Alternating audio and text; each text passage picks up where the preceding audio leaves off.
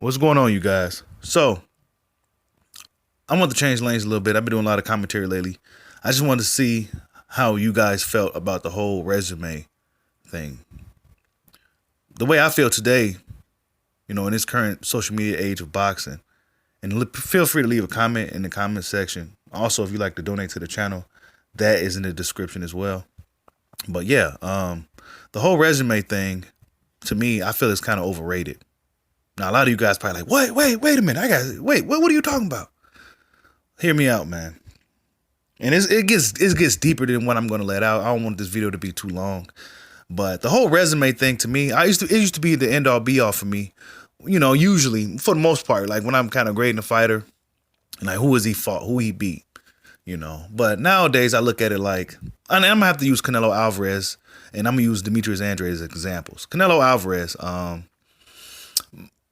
he is a guy who has been dealt a full deck of aces. Opponents are lining up at the door to fight him. He's the money man in boxing. He's Mexican. He has a huge following, huge fan base. Some of the Mexican boxing fans are some of the best in the world. They always support their fighters. So Canelo Alvarez is very privileged. He's fortunate enough to have, guys line up at the door. So by him being, who he is, it's only natural that guys are going to be lining up at the door to fight him. He's not the most intimidating guy, and if you're willing to get bullied in negotiations, you can go ahead and get that nice little payday and participate in a high-end sparring match against Canelo Alvarez. That's kind of what Floyd Mayweather was doing to guys when he was fighting them towards his end of his career. But he turned him into like a high-end sparring match. The guys couldn't do nothing to him, so it looked like a sparring match for him. But this is essentially what Canelo Alvarez is also doing. But you get what I'm saying. He has guys lining up at the door to fight him. So his resume is going to look pretty. Demetrius Andrade, on the other hand, he can't get a big name to save his life. It's been the same story with Demetrius Andrade for years now.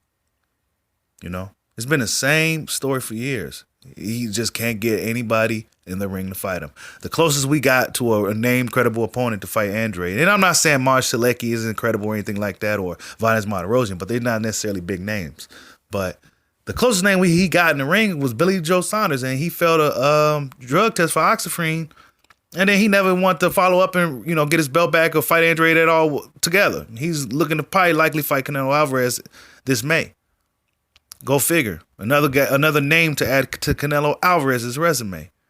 While Demetrius Andrade standing out in the middle of the street with his WBO belt around his shoulder, with his hands in the air, like, what's up? Like, what's going on? You get what I'm saying?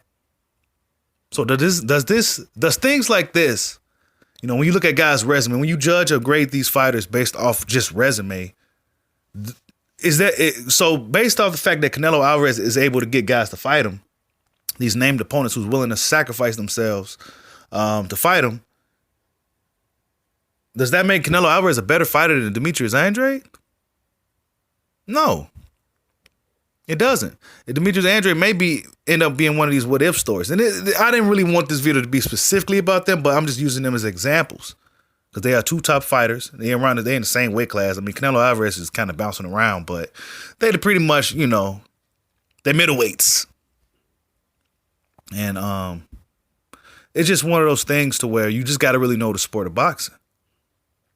And if you look at Canelo Alvarez's resume, if you dig deep and look at it, a lot of the names on there, a lot of those guys were put through some type of stipulation, some rehydration, fighting dehydrated, and so it's just a lot of things that come with Canelo Alvarez. It's not like he beat a lot of these guys straight up. It's always something. A lot of the decisions were questionable, and it's just one of those things. Like, we never forget. Us boxing fans, we don't forget. People act like, oh yeah, we're gonna forget all about it. Canelo Alvarez resume looks perfect. Yeah, maybe to the casual fans it look nice, but if you think about it, us hardcore fans, we don't forget. Rocky Marciano, I'm gonna use him real quick. What do we say about Rocky Marciano? Rocky Marciano is undefeated heavyweight. He retired undefeated. Tons of knockouts. However, if you look at his resume, only the top guys that he fought, they was way out the door already. Old. You know? A lot of the great names he fought, they was past their prime. And we know this. And this is something that we talk about. And this is probably why Rocky Marciano isn't really too highly regarded. I like Rocky Marciano for what it's worth. But I'm just saying, like, he's not highly regarded like an Ali, for example, who in his prime and during his career, he's fighting a lot of killers. A lot of guys in their prime, a lot of guys at their best, you know? And, you know, prime is subjective, by the way. To me, prime, real quick, prime is when your physical, mental, and your hunger is all, you know, together in one. You know, a guy could be in his physical prime in his 20s, but mentally he's not really in his prime until he's in his 30s. You know what I'm saying? So that I'm just saying, the whole resume thing, man. And this is why when I rate the pound for pound list, I no longer go by resume. And that used to be the end all be all, you know, your resume, who you fought, who you beat. But I don't do it no more. I look at consistency, dominance, talent and skill, transition or translation, which means do that particular fighter's style, could they style translate to other weight classes? And then that's resume for me. Because it's just, let's just be honest, certain fighters aren't going to be able to get guys to fight them for whatever reason, whether they feel that the risk isn't worth the reward or maybe it wasn't that many names in his division at that particular time. You know what I'm saying? So it's just a lot of things. And also, do we, you know, grade a fighter based off resume if they beat these names on their resume? Yeah, you could have a resume full of names, like a guy like Darnell Boone, for example, who has tons of names on his resume. A guy like Derek Finley, who has tons of names on his resume, but they didn't beat a lot of these guys. Sean Porter, for example, one of my favorite fighters, by the way. So leave the crybaby stuff at the door. We talking some real boxing here. Sean Porter's one of my favorite fighters, but I got to be objective. Sean Porter has an excellent resume at welterweight. He's been at that weight his whole career. So naturally, his resume should look good. However, a lot of the top guys he fought, the Keith Thurmans, the Kell Brooks, he didn't beat those guys. You know, the Errol Spence, he didn't beat them. A lot of close fights. Don't get me wrong. It could have went another way if it was a different timeline. But you get what I'm saying? So the whole resume thing, it's just that it's really just when you really, it's getting too deep now. Even when I'm making this up as I'm going right now, freestyling it, it's just getting real deep. You know, the resume thing is just super subjective. It's just really like Crawford, for example. I'm use him as another example. People start nitpicking on Bud's resume. You know, he don't have any really big names that stand out on his resume at all. You know, at all. But if you look at his resume and look at the guys he beat, a lot of those guys were undefeated. When he beat them, a lot of those guys never been stopped, and he stopped them. A lot of these guys were medalists in the amateurs, you know, in Olympics, something that he didn't even obtain.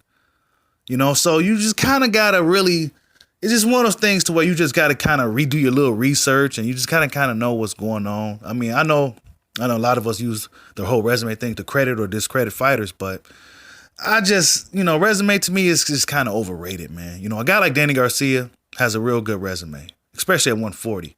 You know, his resume at 147 leaves a lot to be desired. He necessarily didn't beat any big names at 147.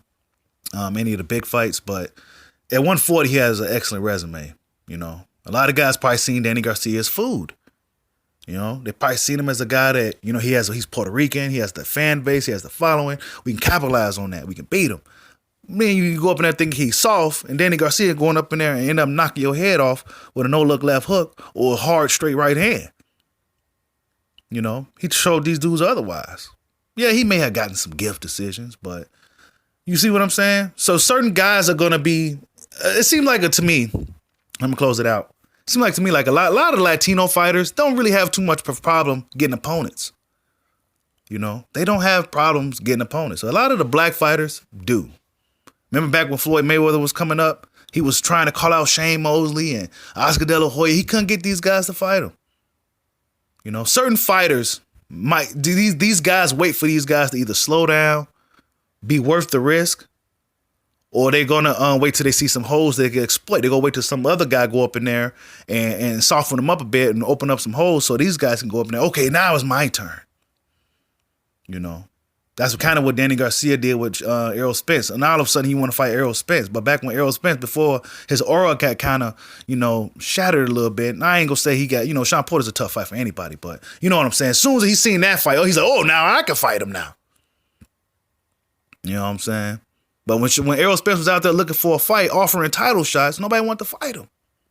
You know what I'm saying? So, I mean, the whole resume thing is just, you know, at the end of the day, certain fighters may be fortunate like Canelo Alvarez, where guys are just lining up at the door to fight him. And then you may be a guy like Demetrius Andrade, where you just sitting around here calling everybody out, calling everybody names, trying to get anybody to fight you, and it just ain't working out for you. So does that mean that Canelo Alvarez, a guy like Canelo, is a better fighter than Demetrius Andrade just because he's able to get guys to fight him? Tell me what you guys think. Leave a comment in the comment section. Like, subscribe, holla at your boy. Peace out.